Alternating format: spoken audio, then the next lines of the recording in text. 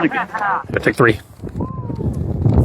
Just give one to your friends. You got a couple more on the ground. Okay. Okay. Oh, sorry. Let's see it. All right. We're going to put that in the plan. And I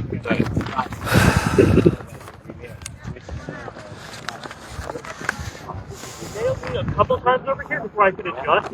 I think I started by fighting.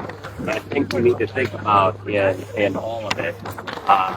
He spent a great deal. He spent a year working with some of the best folks in the society and really diving into those fundamentals, writing them up and putting a manual together that's very, very good.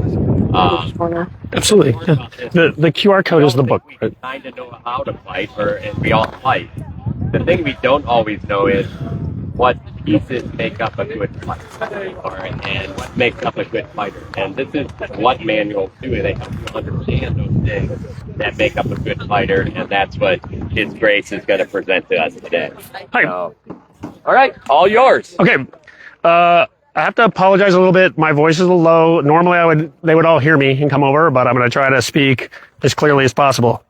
So my name is Sighfridh. I was trained by Uther and Jade, and in my journey to become a better fighter, to understand what I was being taught, I'm an intellectual person, right?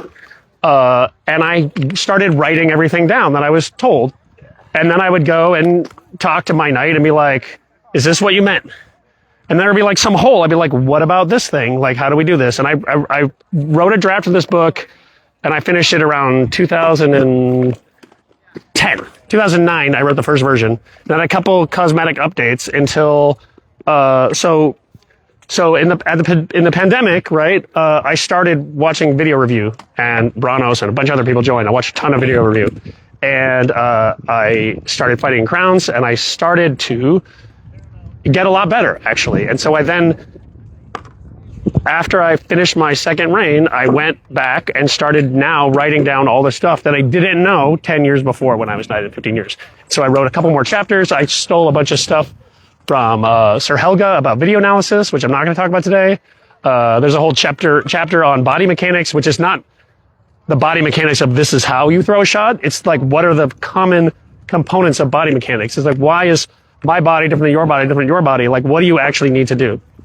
Okay, so the class is divided into 4 parts here.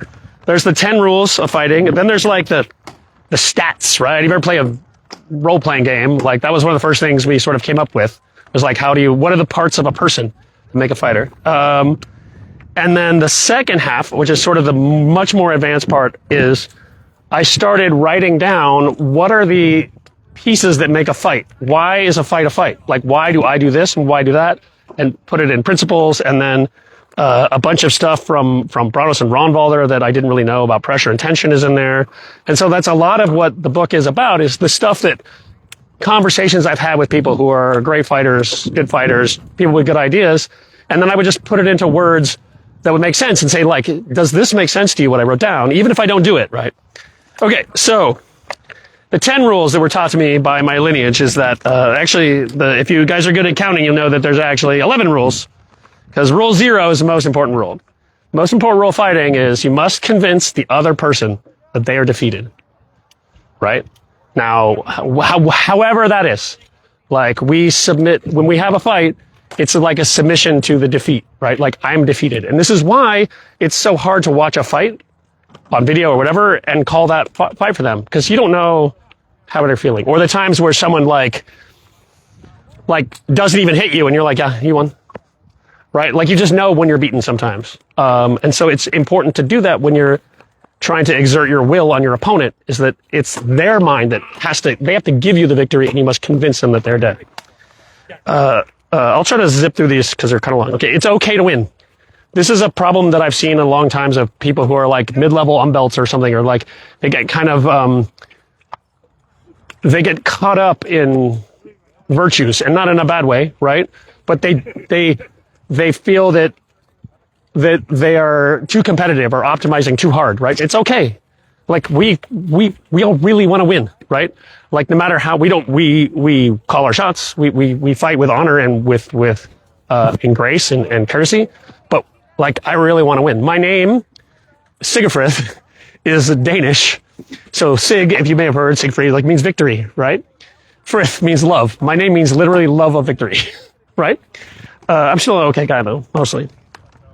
2, it's never your opponent's turn, right? I swing.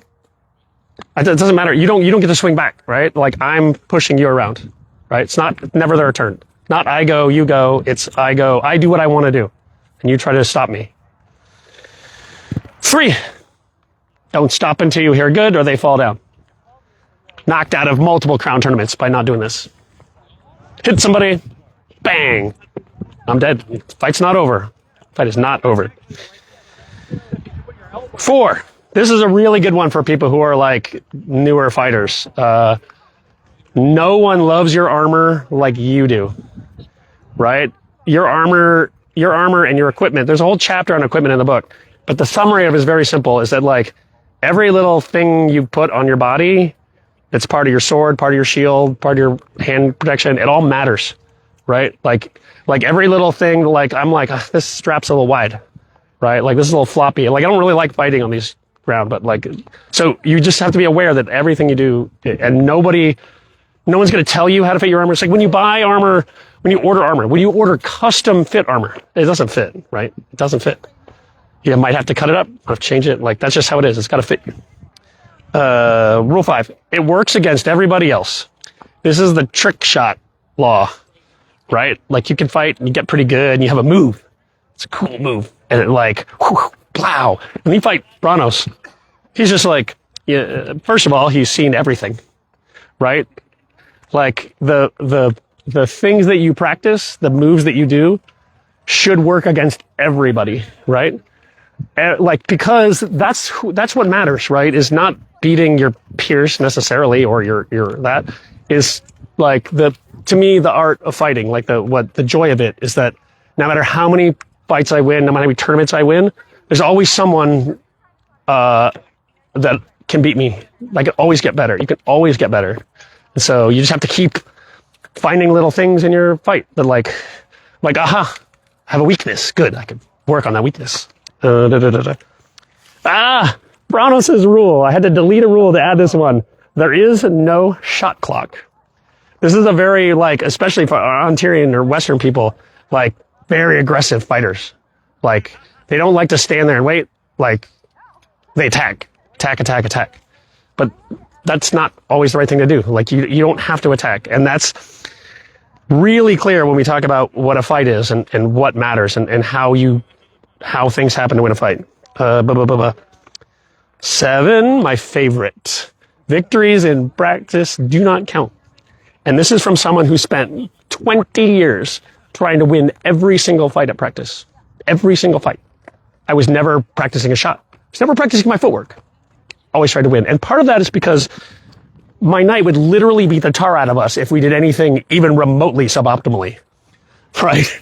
So we would just, like, every fight was like that. And it worked pretty well. And then I had a tournament a few years ago where I lost in finals to a guy who I came up with my squire brother, and he is the opposite of me.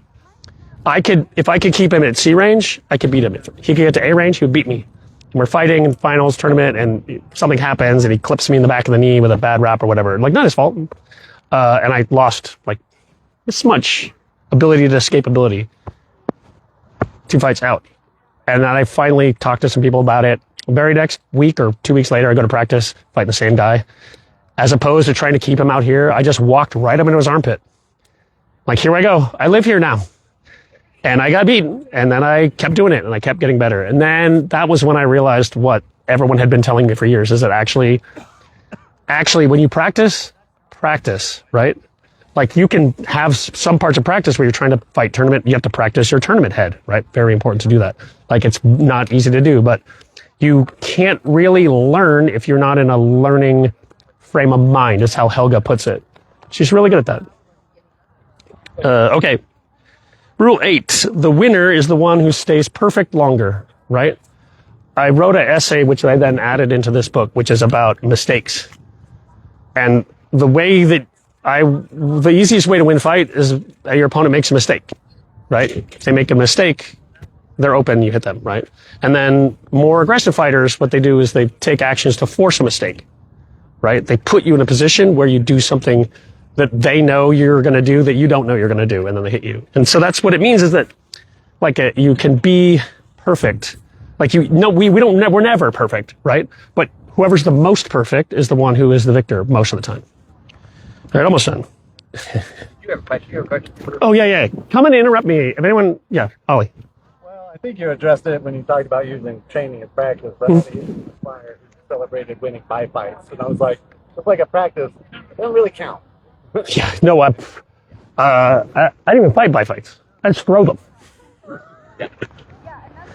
Don't tell anyone. Yeah. Rule 9. This is a jade one. There is no mystical shit. You sometimes run into people, this doesn't happen much anymore, it's like, this is an example, you must visualize your shot as an exploding husk of corn, right? It doesn't matter. Like, we're just doing martial arts in a physical way. It's not, I mean, that said, like, Have an empty mind? well, sometimes I try to. It's in there. Like, I mean, we try to have empty minds. We try to, yeah, right, exactly. It's a fake thing. Like, it means something, but what does it mean? Something different. Yeah, right. But and that's actually what my point I was going to make is that that doesn't mean that like your spiritual nature or your heart in a fight doesn't matter. It absolutely matters. It's just that there's no trick, right? It's just whatever you like. However, we all have rituals when we're fighting in a tournament between every bout. Like, everyone's got a different ritual. I've changed my rituals. I've had a ritual, stopped working. How to make a new ritual. Super annoying. Okay, and the last one is don't think in range. Except if you're Branos, then do whatever you want. But it is I guess the alternate way of saying it would be like, don't try to intellectually process something while you are under threat. Right? You can be in range and not be under threat if your defense is good and your footwork is better. So, but if you want to, because I'm a very much a tactical person, and I'll fight somebody. If I fought you before, I know what you do now. Like, I try to think ahead of time.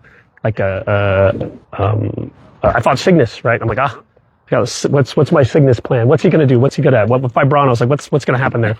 But you do that now, right? You just think about it.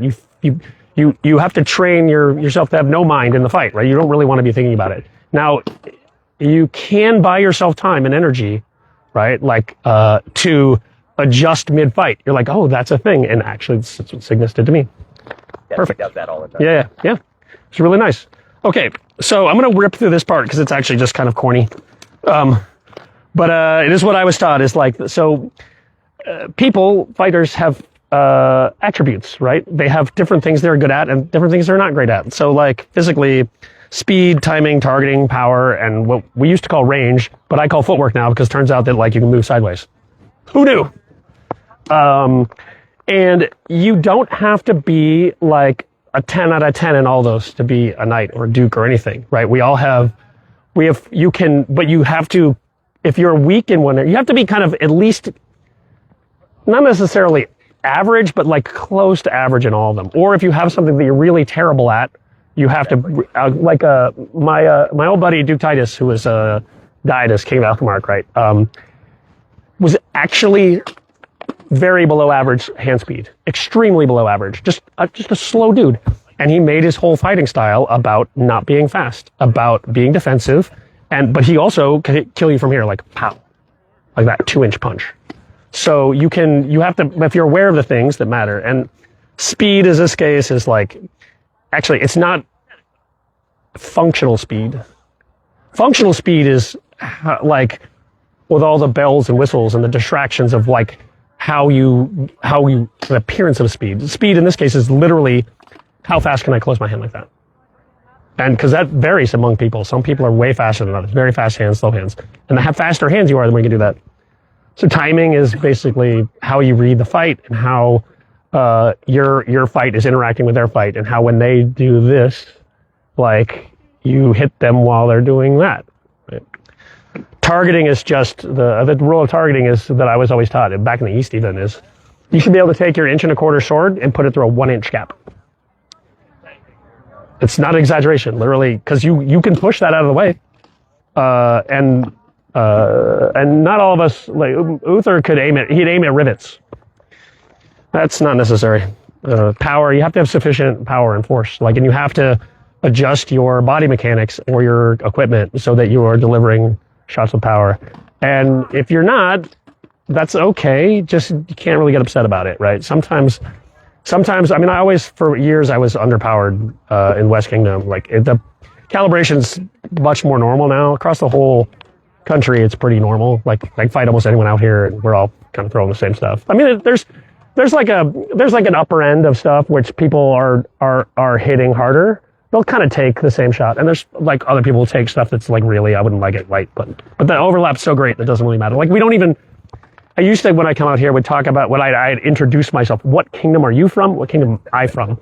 Right? And then okay, so that's what's going to happen here. What are the conventions, stuff like that. But I don't think you really have to do that much anymore. It's really normal. Footwork is the sovereign. With footwork, everything else is irrelevant. As long as you can literally hit someone with their sword. Actually, this once beat me without hitting me. He just footworked me for 6 minutes until I gave up. So, no speed, no timing, no targeting, didn't even hit me. Just with footwork. So footwork is really the basis of everything that matters. Everything that matters is in your feet and your position and your control of range.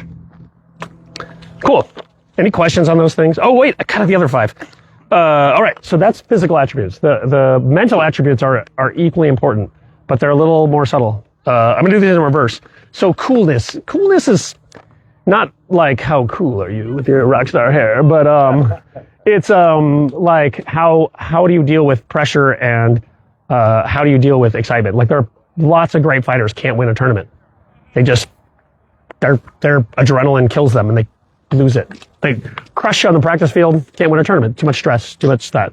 Really happens on the war field. You see those guys, their face goes red, like a lot of vets, right? And then you can tell they're really about to hurt somebody. And those people, you're like, hey, it's all right. We're just hanging out here, man, my friend. It's all gone. And usually about 45 seconds, their blood pressure drops. And they're like, oh, well, sorry, I was having there. So perception, logic, and memory, right? These are coupled tightly. Perception is how we get better at fighting, right? Is when you see a thing, it means something, right? Now, the first 25,000 times it happens, you don't get it. But you slowly realize things that happen, and then you slowly start correlating things that people do with their bodies, subtle things. My favorite example is, I was just telling a story, the shooter's what's the difference between this and that? This means I'm going to throw a snap. This means you're going to throw an offside. How their hand, and you can, then if somebody knows that, Paul did this to me. He rotated his hand in his basket hilt so I couldn't see it. And I'm like, you're throwing an offside. He's like, bam. I'm like, oh, Squire, got me. In chess, it's developing and recognizing patterns. Yeah. So you need perception. You need logic. Often you have to. Logic is what happens when you're watching video and you're trying to figure out, what did I do? What did they do? Why did that happen? Right? You do actually have to intellectually process that. Can't really do it while you're in armor. It's great. And memories, you have to remember what you're doing. I'm not gonna name a name, but there's a certain famous person in my line who had a lot of chronic pain, and he smoked a lot of marijuana. And one day, he was told, you can't do that before practice, because he would fight good, couldn't remember anything, right? And great fighter now.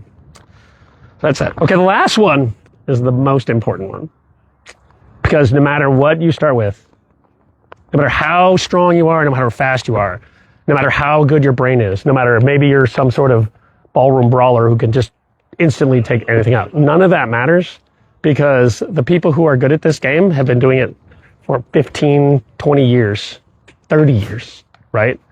Because they never, ever stopped growing, and they never, the heart of being willing to come back after defeat over and over and over again. I was Where's Tarek? Tarek might know. He's here, but like, I was a terrible fighter when I started. This is going to sound like crap, but it's absolutely true. I was terrible. I was newbie fodder. I failed my authorization.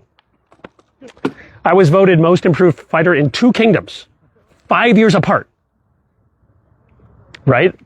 Despite that, I hated losing so much, and I kept in the club that I kept doing it. It eventually got good. Took years and years and years. And then I thought I was good, and then I wasn't even that good. Then I got better. I'm still getting better. I learned something today. Right? So that's A lifetime. what?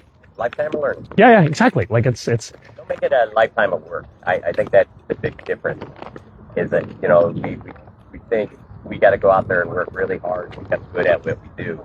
And we do in many cases. That's our first step. And it's okay. But all of us don't want to work a lifetime. We can still do what we do, but we have to turn that from the idea of we're working for a lifetime to this is what we love doing. right. And then this is joy of what I'm doing. And turn that joy, and we're going to keep searching for joy and be able to do it the rest of your time. But you have to find it. I think one of the greatest joys in fighting is when your squire crushes you. I love that. That is it is the best feeling ever, right? Especially with it, something you just showed us. Yeah. But even then, even if it's something you didn't expect, you're like, if you ever hear me like enthusiastically yell good, it's because you did that. Cool. All right. Now, anyone questions? Quick questions on that? No, it's cool. You can read the book if you want to read a paragraph in each one. We published a book. It's QR code there. Yeah, we'll throw it up on. Oh, it's also free, right? Like it's what's it called? Creative Commons release. Like you can do whatever you want with it. You can, if you look, I don't care if you want to print out copies of it and sell it. Fine, do what you want to do. I'm not.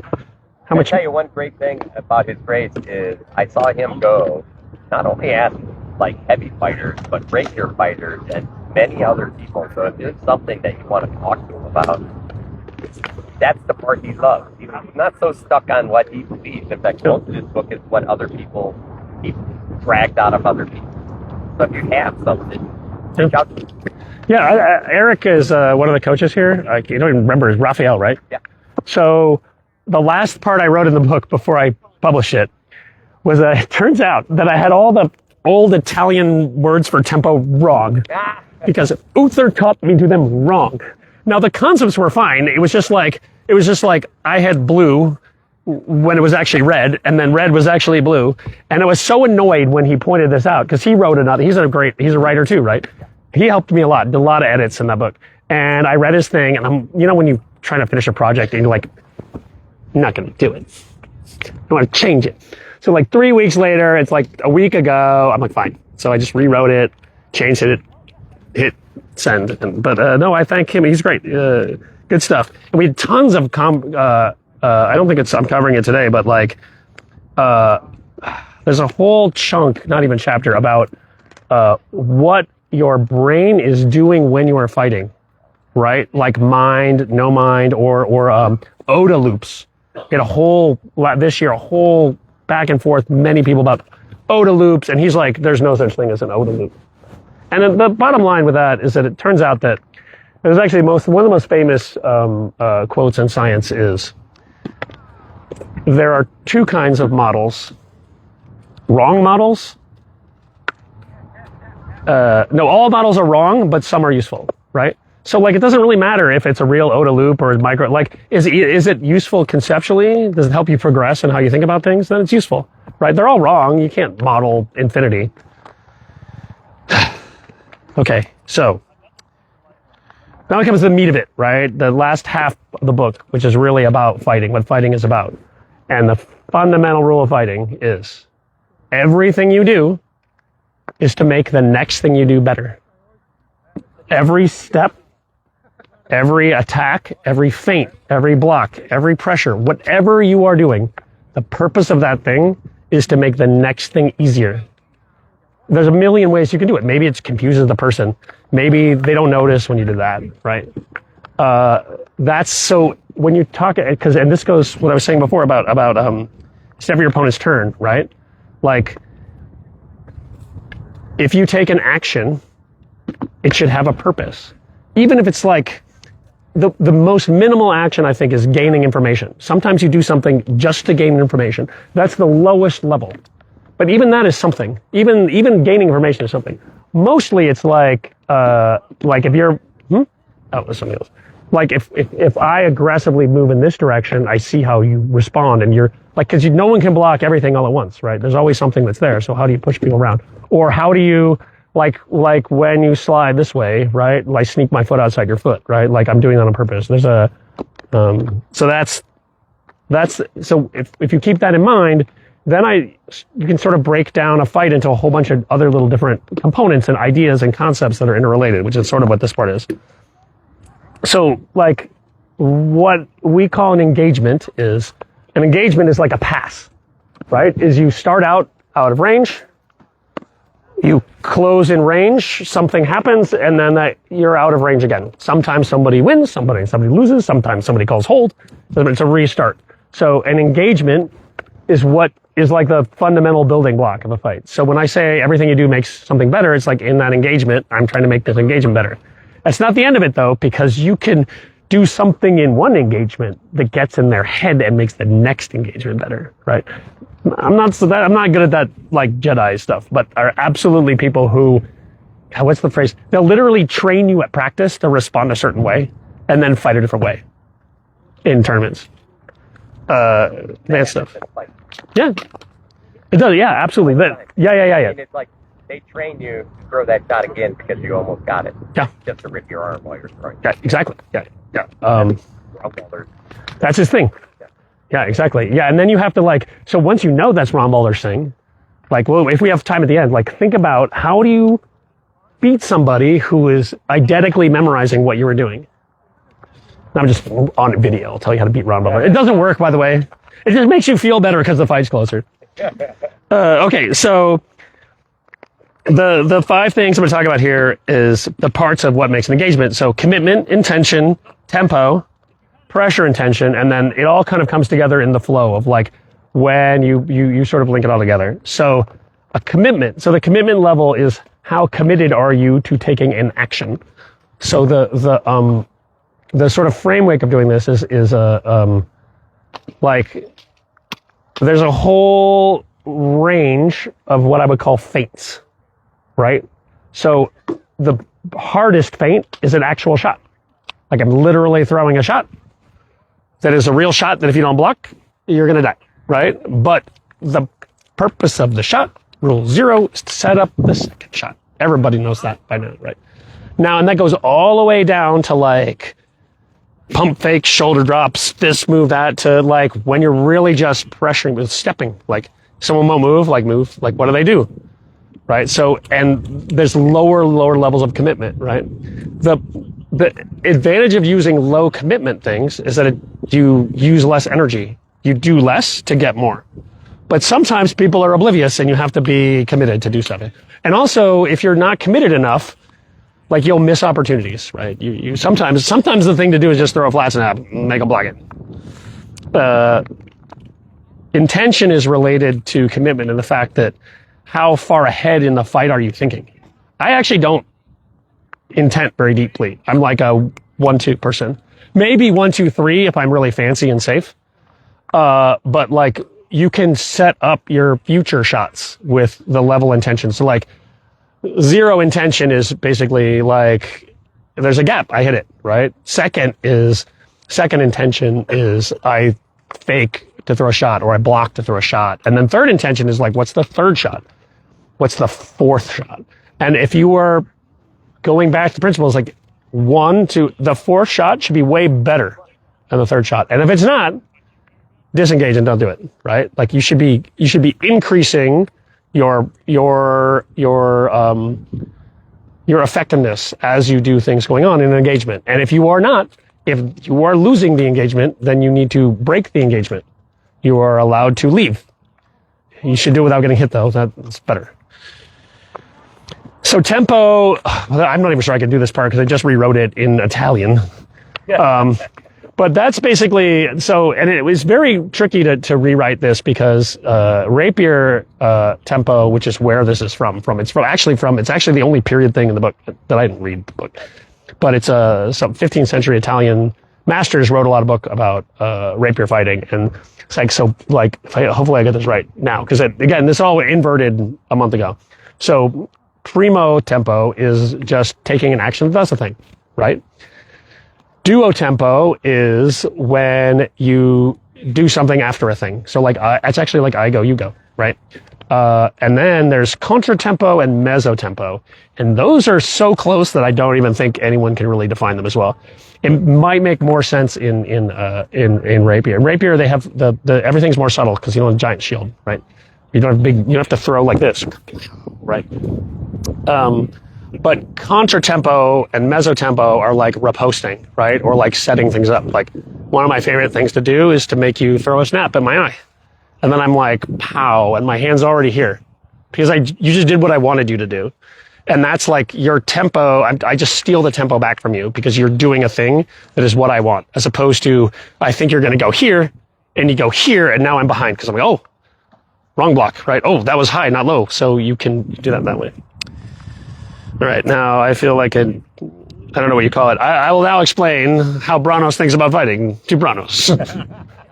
We had a very long conversation on the internet. Branos and Louis and Saib and Ron Balder and Gerhard, I think too. We're talking about the what pressure and tension do in a fight, right? And I think I've sort of sorted out like how to break it down in my own mind, which I will be corrected for sure. So, you have to be in tension while you're fighting, or you can't do anything. But you can't be over tensioned, or you'll lock out. Right? Like as a fake example, like when you put a lot of weight on your foot, right? Like I can't go backwards, right? Too much tension. You have to be flexible. But if I'm like so relaxed, like I have to actually pick up tense, move my muscles and do that, that's not what you want.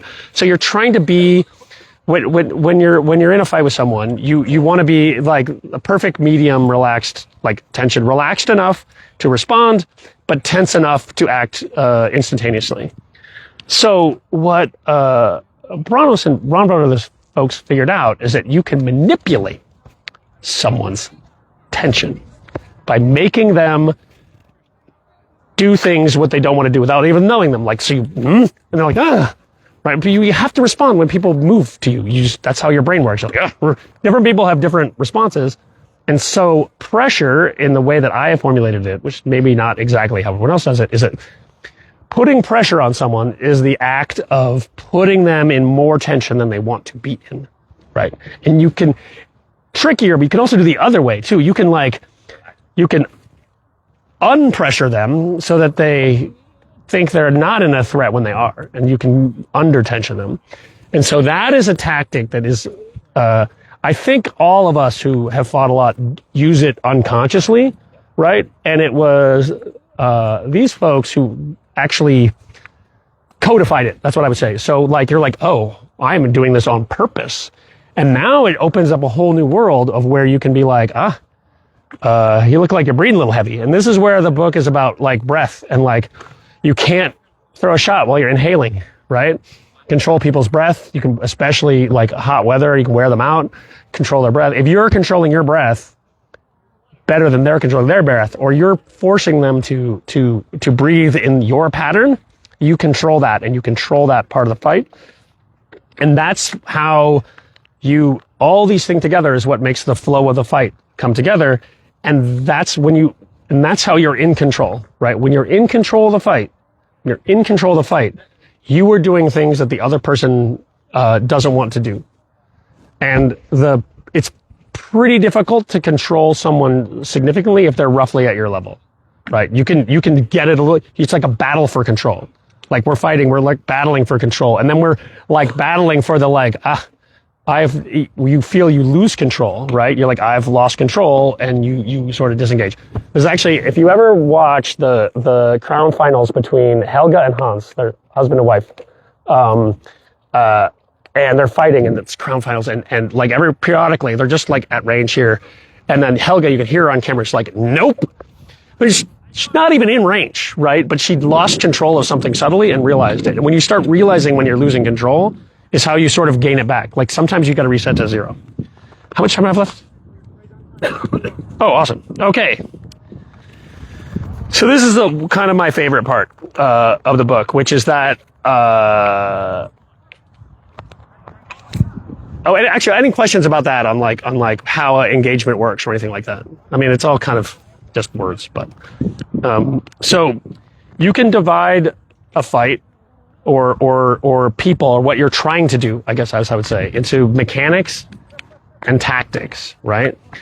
So mechanics is essentially how your body moves, right? Which could be different, like how your equipment works with your body, right? Like what is type of shield you have, what kind of sword you have, how long it is, how short it is, like all that should be working together in concert, and you're allowed to change it, right? If you like, that's why people mess with their shields, right? Like I make a shield because I want to do a thing, you know, like it. That's why I brought 3 different broadswords here, because I'm a golf club person. I'm like 33 heavy, right? Not everybody, I don't even recommend doing that. Like that's actually silly. Like you should just make one dang sword that does what you do really well, and then you never have to worry about it. And you always make them the same, right? That's normal people, but I like to play on the edges there. But that's okay too. You're allowed to experiment, right? You're allowed to say, like for example, I mean the main one I do is that I have a heavy basket and a light basket. And I like the heavy basket for a lot of things, especially fighting at range. I get a really long snap out of it. I can let go of the sword and grab it. There's mechanics, right? And but I don't like thrusting with it because it's about a 24-ounce basket hilt, and I don't have strong wrists. So like manipulating it up here is hard. So if I'm fighting someone, I'm probably going to thrust, which is 2-weapon person or a great weapon person. Like I'm not even probably going to do it, but I want the option. Always take the plastic hilt, because I have better control of my hand, even if it does something else. So swords do different things better, different things worse. And I was never like, there are definitely people who are better at mechanics, and there's like a ton of ways that you can, there's an infinite number of ways that you can, thank you, that you can deliver a stick of rattan into somebody and have them call it good, right? And I think the most important lesson I ever learned was Uther has this shot that he throws where he's like this, and he throws a snap. So normally we were all taught to throw snaps Bellatrix style like this. Boom. I'm exaggerating, but like hip power, right? It turns out you can just do this. Yeah. Because it's not it's a lie that you're driving it. There's all sorts of mechanics going on. Like what matters, this is the way I think about how body mechanics work, is that you have to have some mass translation or rotation or shift. And it's like a pulley system, right?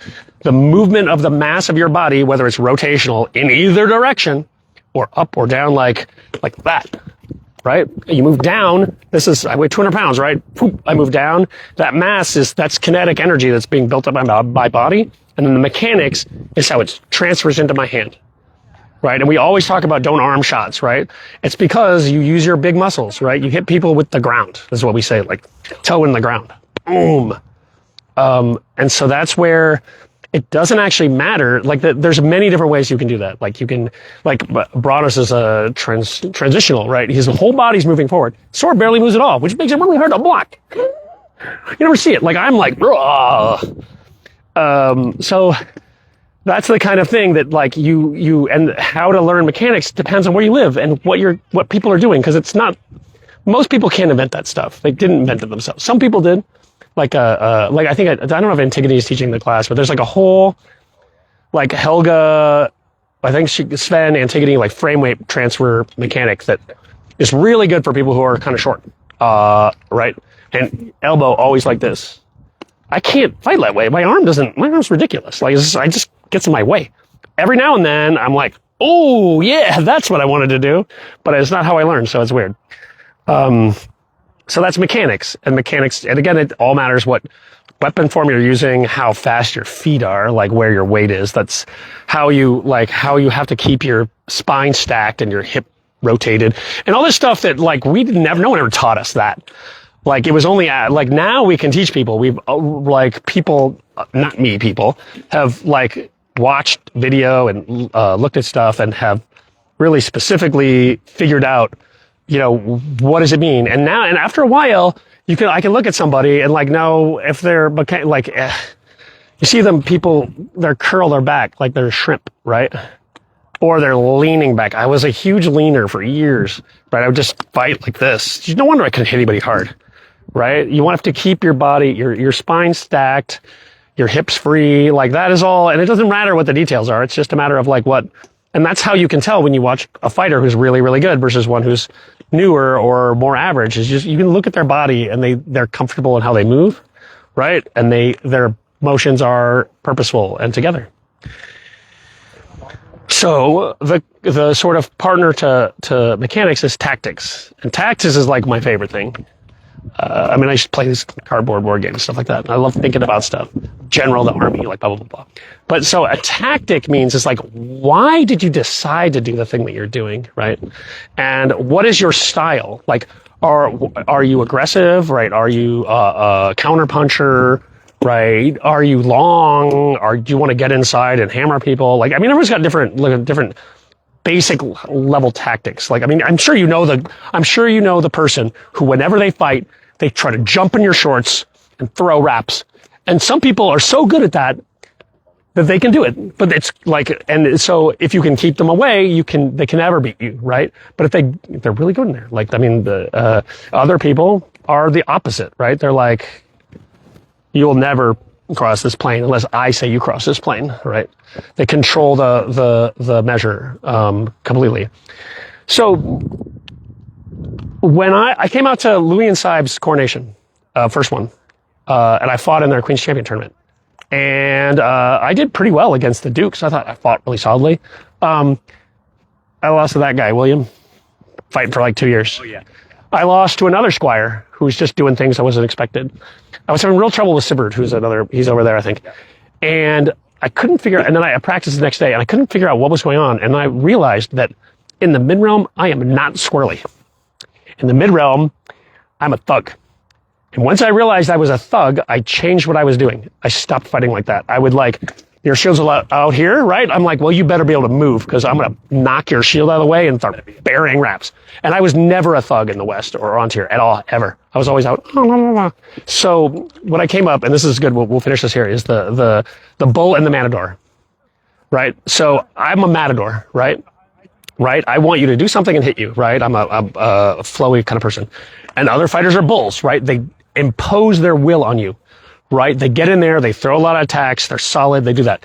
If you're a bull and you fight another bull, the one who is better will win 95% of the time because you're both trying to do the same thing and they're better at it than you. Same thing with matadors. I cannot matador Branos. Ever. It's not going to happen. So you have to realize, and this has to do with like what range you want to be at too, is like you have to realize when you want fight, like people, we're always taught for years, fight your fight. Well, what if that guy's fight's better than my fight? Is that the fight I want to have? Then I just lose every time? No. So you have to figure out where your fight is best against that person. And so if you find yourself in a situation where tactically you want to do a thing that the other person is better at, you have to do a different thing. However that is, even if you're like, well, I'm not comfortable fighting in close and throwing a bunch of raps. Well, that's why you have to practice doing that because sometimes you'll fight somebody where that's the best approach. And I've spent a lot of time fighting people who are a lot better than me. So I spent a lot of time trying to figure out how do I increase my chances of winning from 8% to 9% to 12%, right? Like what is and I'll finish with this, like, this goes back to like everything matters. Like you can squeeze little points here and there because it feels like even if it's 12%, right? 12% is 12%. Like I want to maximize my chance of upsetting somebody, whatever that is, even if it's not high, right? Even if it's not 90%, 80%. And so that's how and your mechanics are hard to change quickly, but your tactics are not. If you have a book of tactics, you're like, and you watch people fight, watch video, you watch somebody, you're like, I bet this person is going to be not as great at this as they are at something else. So how do I make that thing that they are not so good at happen? Okay, I think I'm out of time, so questions? 2 minutes. All right. So I think the great part about this is he's covering a complete book. And when I say about a complete book, he didn't read paragraph word to word in that book. There is detail in the book itself. And it's detail from, like I said earlier, a lot of great fighters around. This is the best part. Go pull it down and look in the areas maybe you think you're weakest. Here's the key is when we first start and we talk in percentage points, we can jump 10%, like light bulb goes off. I'm like, oh, look, now I'm at 10% better fighter, right? As you get better and better, you have to be okay with that 1-2% increase of improvement of your stuff. And in fact, sometimes you have to take a little step back to make a bigger step forward. So just beware that the journey is a long journey. Some people call it like the fight circle. You do like, I get all this stuff and then I either start learning some other stuff, get worse, and then I get better again. Not really, we were talking to Rongval the other day. It's not a fight circle. I mean, sometimes he has stuff that breaks down. He knows it all. It's a fight spiral. And that spiral is slowly getting better and better. He didn't forget how to do all this stuff. He knows, but he's isolating the things that are broken and or forgotten or just not as good as it could be or understanding. So be aware. Learning is just simple stuff like this, and reading things is a journey. People ask me all the time, it's like, I'm training for a crown. I'm like, oh, really? I'm like, what are you doing? And they're like, oh, go to fight practice like 3 times, 4 times a week. I'm like, oh, that's great. What are you doing for your mind? And they're like, huh? Cardio. Right? So it's like, you're going to fight practice to fight. Are you really working your mind? Are you learning? Are you thinking about fighting? Are you thinking, coming to something like here? Every one of you spent an hour listening to some things. If you take 1 or 2 pieces of that back, or read the book and find more, that's your mental game. This is part. Fighting is body, mind, spirit, right? And yeah, it's in the book. It's in the book. There we go, right? There's other chapters too I can touch. So, and it really is. And you have to, like, watch a video. Watch your own video of your practice. Ugh. It sucks. If you really hate yourself, watch it twice. Right? Feel better than watch the 2 fights he's lost in history. That's super good. I get to watch the fights I lost over and over again for probably the rest of my life. But, the idea is, it's these kinds of things that will allow you to understand what you're doing out there better. So get this time and then build that love. That love is the spirit, the joy in what you do is spirit of what we do. And then, everything else is that, body. The body is just practice and doing those things. Yep. And if you find something in the book you don't understand or you don't like message me. I don't believe in finished things. No, right? Nothing is finished. What I love about you the best. You are so open-minded. It is crazy. And I really love it. He looks at the game in a different way. It's all these little gaming things that I don't do and he does. And sometimes I'm like, okay, it's totally outside. And I really love that part. So absolutely. Did everyone get a piece of paper? I got more. Okay. Cool. We will put some up. We did it on video. There's a QR code there. So how do you know you're a Pennsic?